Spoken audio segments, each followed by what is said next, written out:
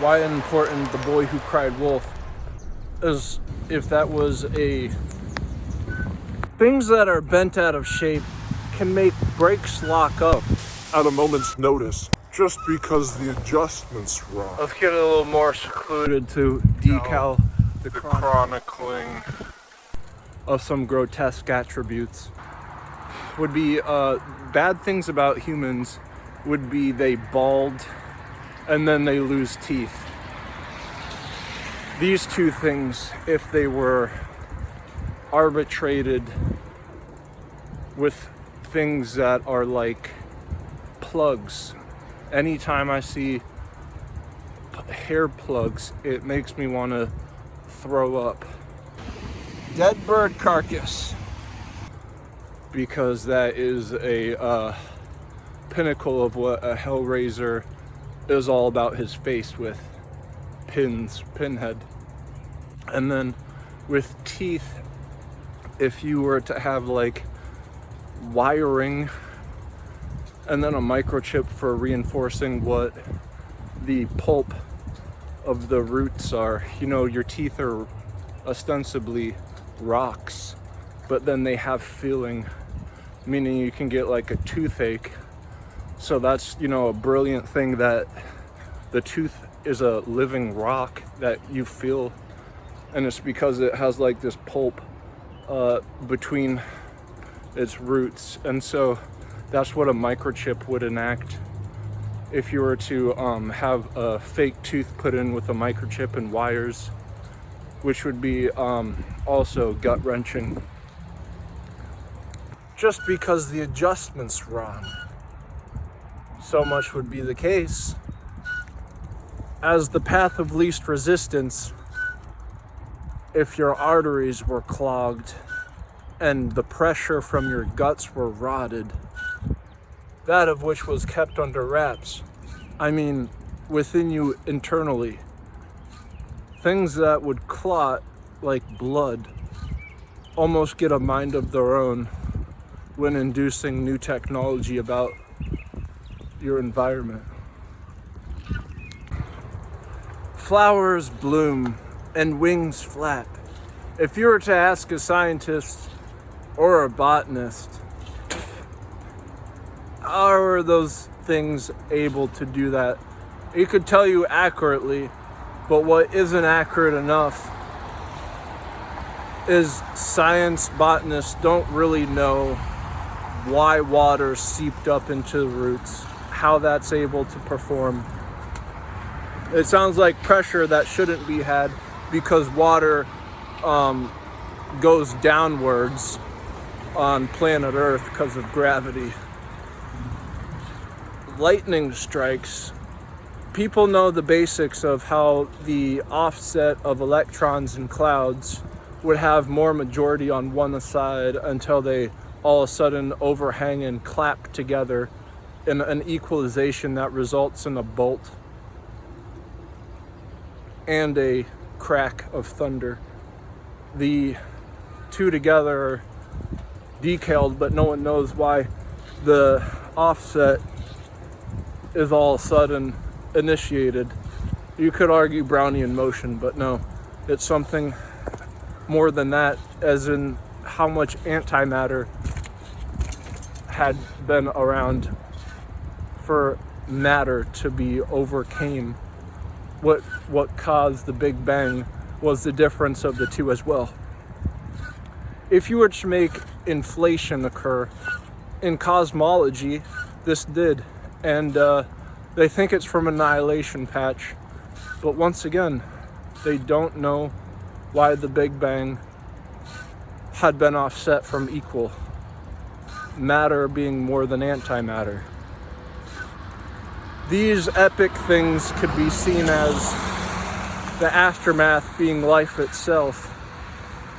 But where was the vessel for the inflation? Could it have been all the antimatter about making a perfect bulb when something had to be broken, that being a charge from being one-sided? sort of the argument of Boltzmann brains. Wherever you look, you see the Big Bang because the light is traveling to you from the past.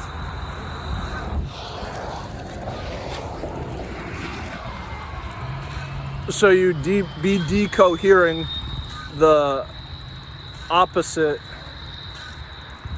of you being positively charged from your negative antibody self. And so when catching lightning in a bottle, you don't do it more than one time. That's just a fancy way of saying there's no Hellraiser like twice, so if he did come, there's all the more reason to make him into a voodoo doll to be reused over and over. There's genetic instructions, codes of the genome of how stuff works on the micro realms. There's protein synthesis. It's important in having this mechanism to have stuff occur naturally, like your heartbeat or remembering to breathe. Oh wait, you don't need to do that unless you hit your head really hard. And then come up with a syndrome where people die in their sleep because they forget to breathe or not thinking to blink, and you just do it because your eyes have a muscle memory that would suggest not being dry. These are all things that your protein synthesis has written in its code and is so fundamental. Structures that are simple can hold great complexion if their size is handled with utmost accuracies. If you take a rag and you wet it and you wrap it around some cans or bottles, throw it into an ice bucket in a freezer. If you take out the cans or bottles, you're gonna have a really interesting shaped hardened rag after you let it freeze. If you put that over the sink and then you pour water on it, it's gonna start crackling, popping like Rice Krispies because you've ostensibly just made one giant Rice Krispie. Notion of this crackle being the same is just for one piece of Rice Krispie. If it were that same size as the rag and ice cubes, it would be no different audibly. Or just an entire bowl of Rice Krispies, it would be no different, would be the same audibly. So you can see how, just if you're going off sound, how much of an entire bowl or just one giant Rice Krispie. Some would say there's a calm before the storm. Is that true or not? If it is, it would decal what something would be in a zombie apocalypse if everyone had been turned into a zombie. This is what happens internally. The ratio is every cell in your body has your DNA in it. The amount of cells that reproduce are limited. The more that a different type of cell is put into your body and starts reproducing, the ratio of you goes down. And if the majority of the cells in your body are from foreign and have foreign DNA in your body, if the majority is foreign cells with the foreign DNA in your body, is one strike. The second strike is if those foreign cells are reproducing in your body at the going rate, that's strike two. And then the third strike would be you're no longer yourself. You have become what those foreign cells are. And that's just, I think, a constant in nature. In any case, that's a literal representation on planet Earth if everyone was to fall victim to a zombie apocalypse and everyone was turned into zombies.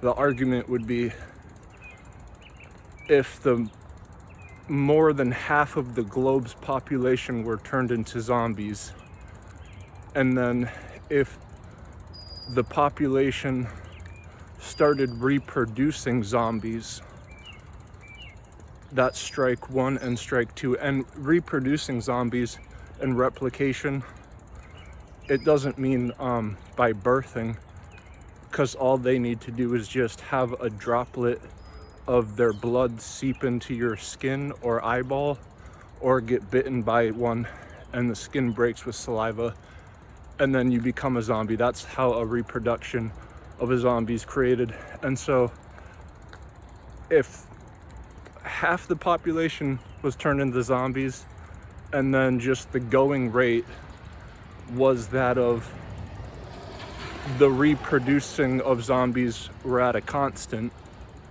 because they don't stop trying to eat people to get brains, then the entire population on planet Earth would have successfully, as a collective, been transformed into the species of a zombie. Which brings me to the character Hellraiser. I've never seen this movie, but it's fantastic nonetheless, because he seems as though the Rosetta Stone, the keystone, where he would be equal to an entire constant of reproduction, and then he would look like it would be a representation of half the population being what he is. So like, he would be the Rosetta Stone of the entire Earth's population being transformed into a different species just by him appearing. And then being reproducting as constant would be all the bowl equal to like a whole bunch of Rice Krispies